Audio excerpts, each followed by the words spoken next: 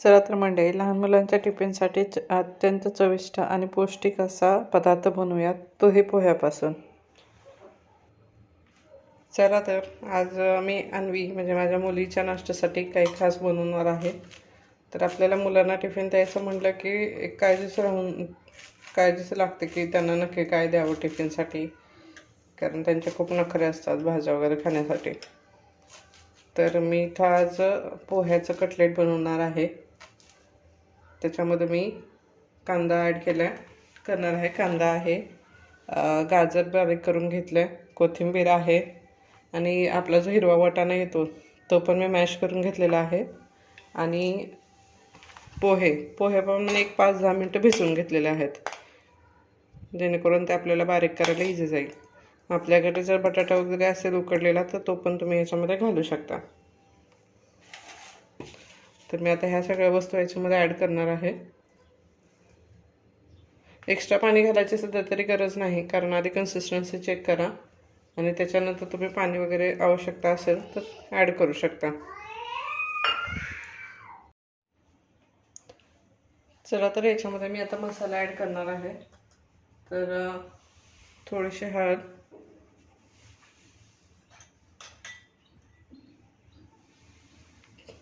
थोडासा मसाला ॲड केला आहे,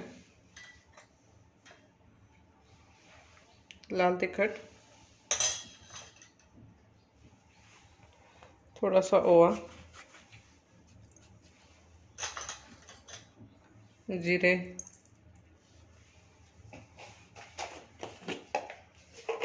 आणि मीठ.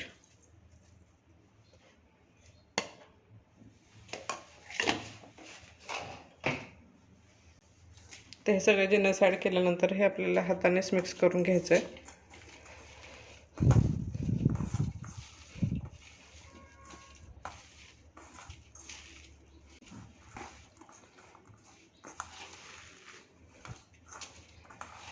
आणि याच्यामध्ये आपल्याला 1 ते 2 चमचे बेसन पीठ पण घालायचं आहे.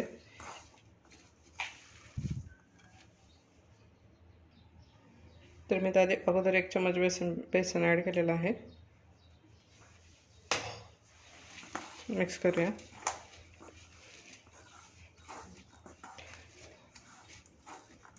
असे पदार्थ बनवले की मुलं आवडीने खातात आणि टिफिनला वगैरे बनलं तरी तुम्ही झटपट असे पदार्थ बनवू शकता.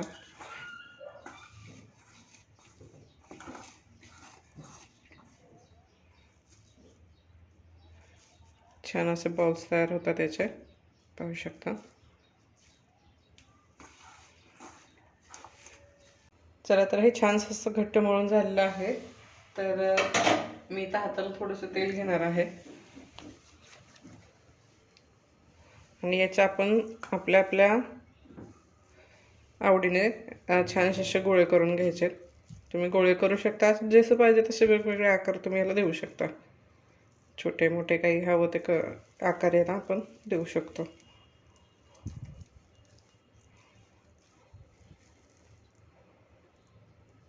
छान गोळे होतात त्याचे.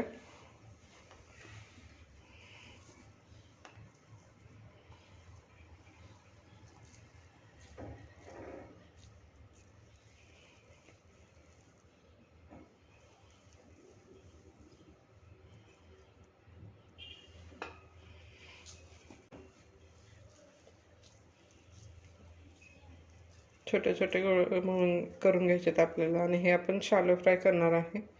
तुम्ही डीप फ्राय करायचं असेल तरी करू शकता. मी इथं शॅलो फ्रायच करेन.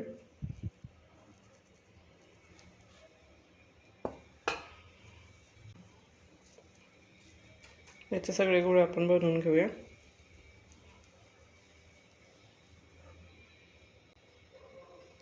असं वेगळं काहीतरी बनवलं की मुलांना खायला पण एक आवड निर्माण होते आणि त्यांच्या मागे पण जास्त लागावं लागत नाही खाण्यासाठी.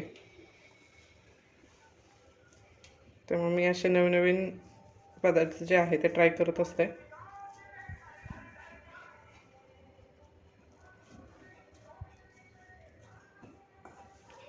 आता याचे सगळे आपण एक बॉल्स करून घेऊया. पाहू शकता आपले छानसे असे बॉल्स बनवून तयार झालेले आहेत. तर आता आपण हे फ्राय करायला घेऊया. पॅन घेतलेला आहे, त्याच्यामध्ये आपण तेल ॲड करूया.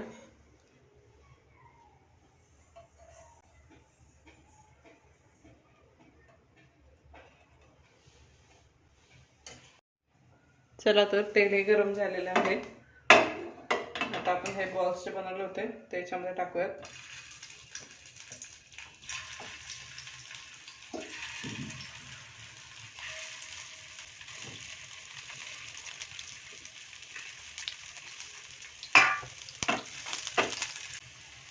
थोडंसं ते फ्राय होऊ द्यायचं आहे. जर आपण लगेच त्याला पलटी केलं तर ते खाली चिटकेल.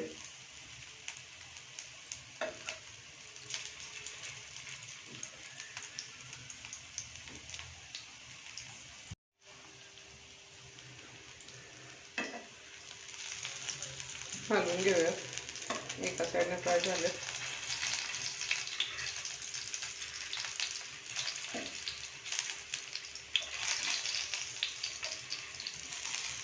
चवीला अगदी छान लागतात. मोठी मंडळी हे खाऊ शकतात.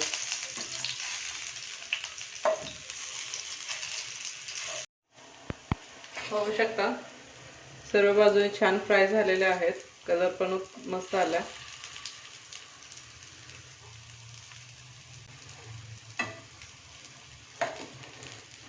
माझ्या मुलीला उठल्याबरोबर एक क्युरिओसिटी असते की आज काय बनवलंय नाश्त्याला.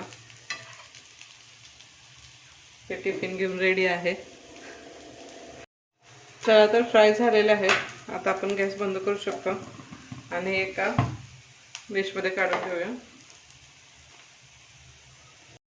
चला तर मंडळी, आपली डिश बनवून रेडी आहे. ही तुम्ही सॉससोबत खाऊ शकता. आणि अशाच नवनवीन रेसिपीसाठी चॅनलला सबस्क्राईब करायला विसरू नका. धन्यवाद.